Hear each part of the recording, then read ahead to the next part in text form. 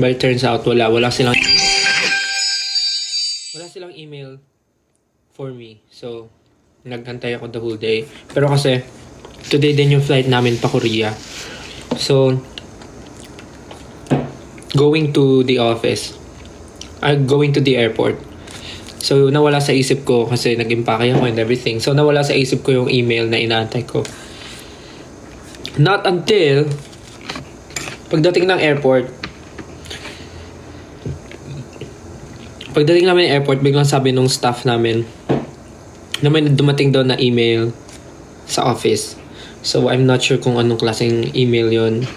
But, yeah. Tas, hindi ko siya napapansin the whole day. Kasi akala ko, yung email na inaantay ko is through email talaga. Akala ko email talaga siya.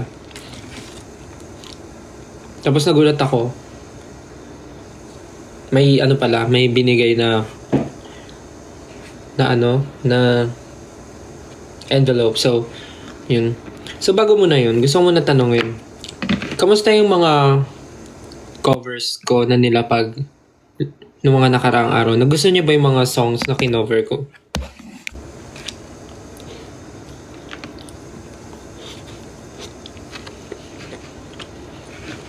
Gusto niyo?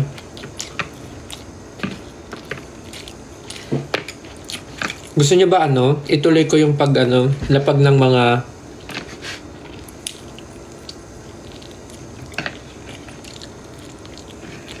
Gusto niyo tuloy ko yung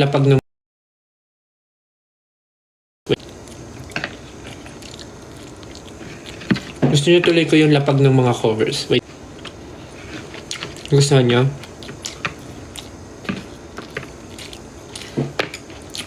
Gusto niyo ba ituloy ko yung lapag ng mga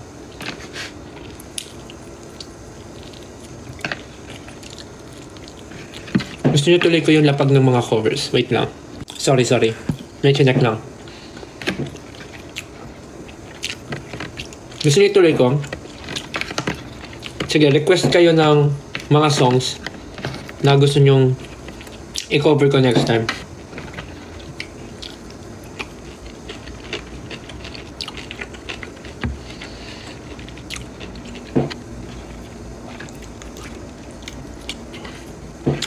Anong result? Actually, kinakabahan ako kasi hindi ko alam kung anong nasa laman nung hindi ko alam kung anong laman ng envelope. Hindi ko alam kung nakapasa ako or hindi. Kasi balita ko lahat ng nag-audition nakatanggap daw ng email.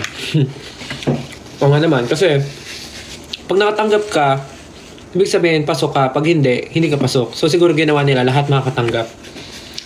Para may kaba. Siguro lahat makakatanggap. Kaya ginawa nila lahat makakatanggap ng envelope. So hindi ko pa siya binubuksan. Mamaya natin buksan sabay-sabay. Tapos sabi nila, pag nakapasa daw, nasa paper daw yung parang di ba nakapasok, nakalagay din daw kung anong klaseng play yung gagawin namin. Kung nakapasa ako. So, hindi ko siya binubuksan. Wait lang.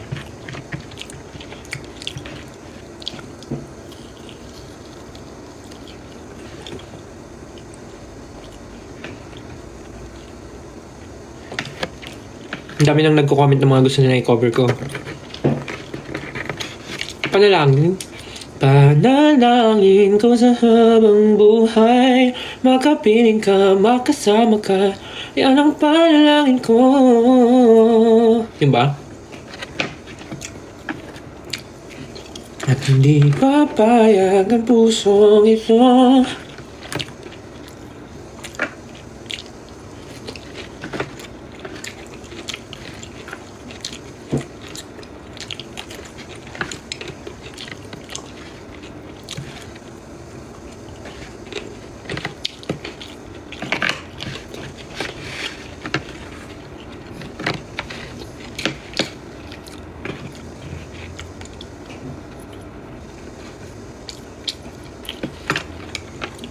Okay, kukolektahin ko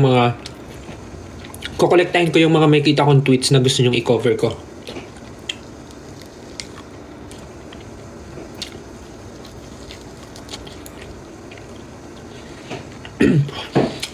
Heart attack.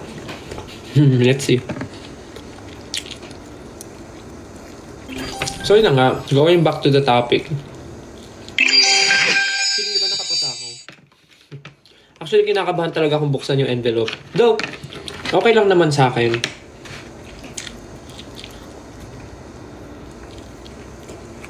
Okay lang naman sa akin kahit nakapasa ako or hindi. Kasi, tinry ko lang naman.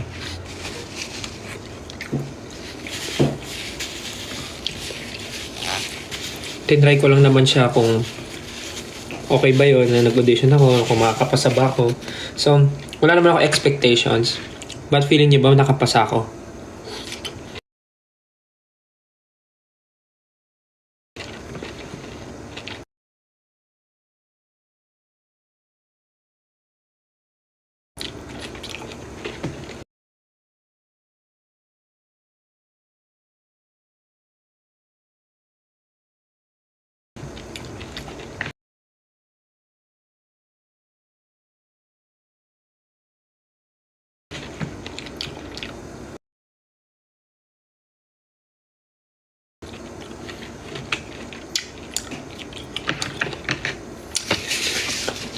Kinakabahan talaga ako kung nakapasa ako.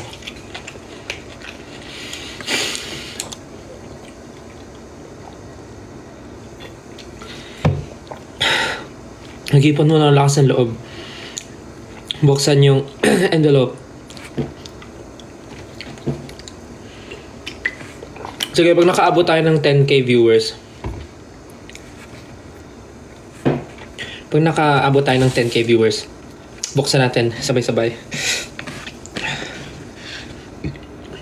But ayun nga, before anything else, sobrang thankful ako sa brothers ko sa SB19 for letting me auditioning, for letting me to join on that audition. Kahit I know medyo sketchy siya. Tsaka mga nababasa ko sa tweets nyo, sabi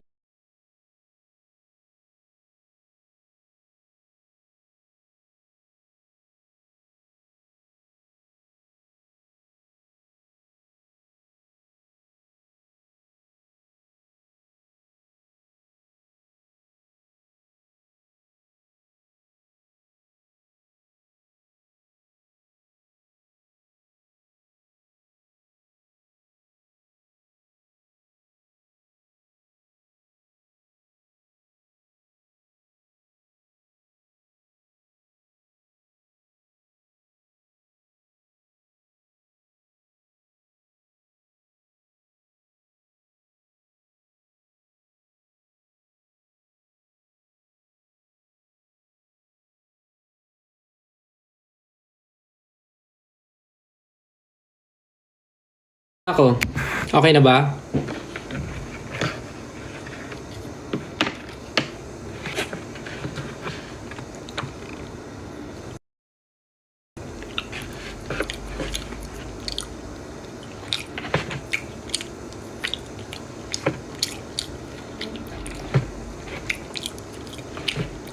So, ano yung sinasabi ko kanina, ayun.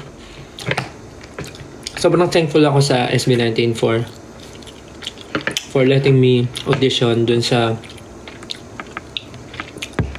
building na yon. Kahit medyo sketchy nga siya dahil nababasa ko sa mga tweets nyo. Hindi daw ba ako na-sketchyhan dun sa lugar. Kasi bigla na daw ako nag-audition. Actually, di naman. Siguro yung urge na na-feel ko nun is yung mag-audition talaga. Kasi feeling ko naman nung time na yun, legit siya. So, ginawa ko talaga. And then, late ko nga sinabi sa kanila, wala naman sila naging reaction. Nagulat na sila may pinag-auditionan pala ako.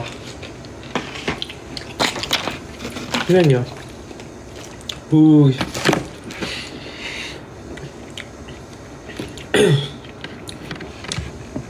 So, ayun. Then, of course, sa Onesie. Sobrang thank you din sa Onesie kasi grabe yung freedom na binibigay nila. Hindi lang sa akin, sa aming lahat. Yung freedom na binibigay nila, nahayaan kami na gawin yung mga gusto namin gawin. So yeah, thank you Onesie. And sa mga people sa 1Z na sobrang supportive. Lalo na nung nalaman nila na nag-audition ako. Excited din sila.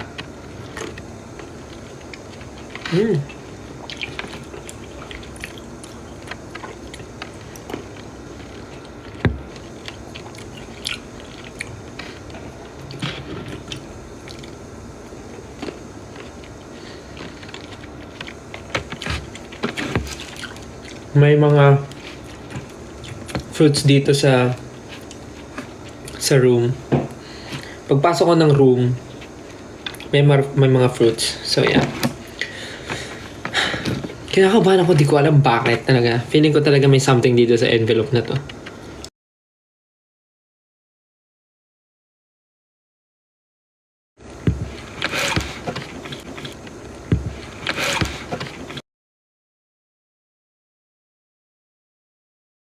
Totoo din.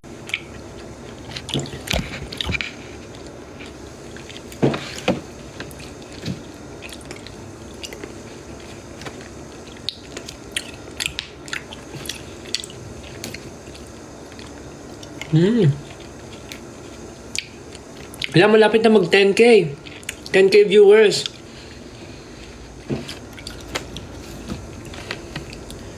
Ayun na, 10K viewers na. Hahaha. Ang mahiwagang envelope.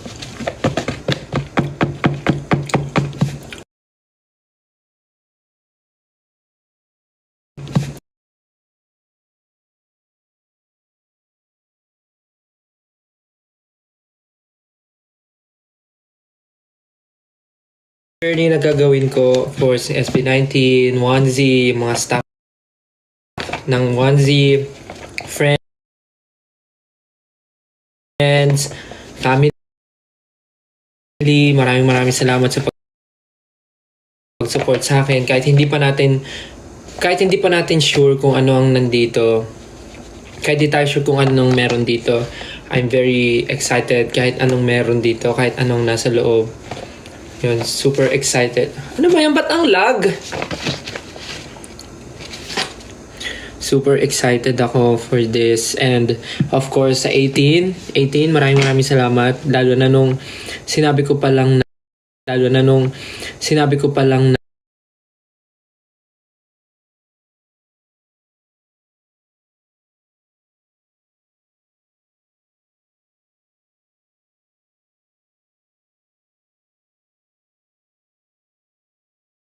to Lord.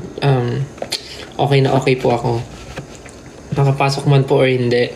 I'm so happy. I'm so excited. So, yeah, again, 18, sana kasama ko kayo. Sana kasama niyo ako sa bagong journey na to ng aking life. So, sana po masuportahan niyo ako and samahan niyo ako hanggang sa dulo. Lag pa rin ba? Super lag?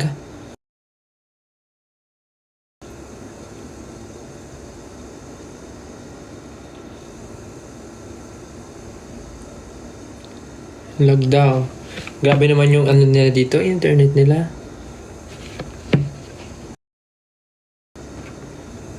Super. Teka. I-pause.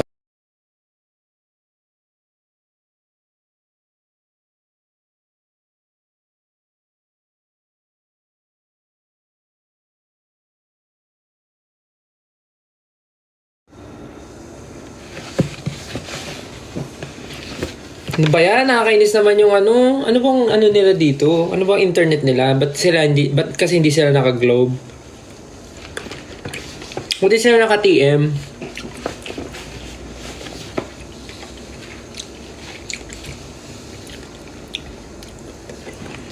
So, ayun na.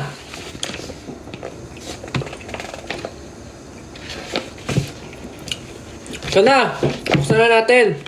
Again, bago ko buksan to, 18, maraming salamat sa support. Sana kasama ko kayo hanggang sana kasama ko kayo sa bagong journey ng career na to. And of course, sana hanggang dulo magkasama tayo. Alam ko naman susuportahan niyo ako, but Wala, sobrang thankful lang ako. Okay, bubuksan na natin. May laman!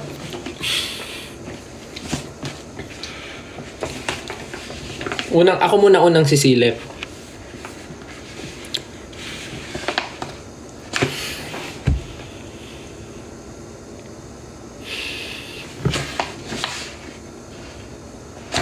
Oh my God! Guys, nakapasa ako. Hala. Guys, nakapasok ako. Nakalagay, congratulations, you passed. Ano? Tapos nakalagay na dito yung yung play. Hala. Kinakabahan ako. Guys, nakapasa po ako. Hala, lakas ang kabura ng dibdib ko. Guys, nakapasa ako, nakalagay, congrats, you passed. Gusto niyo malaman yung play? Gusto niyo malaman?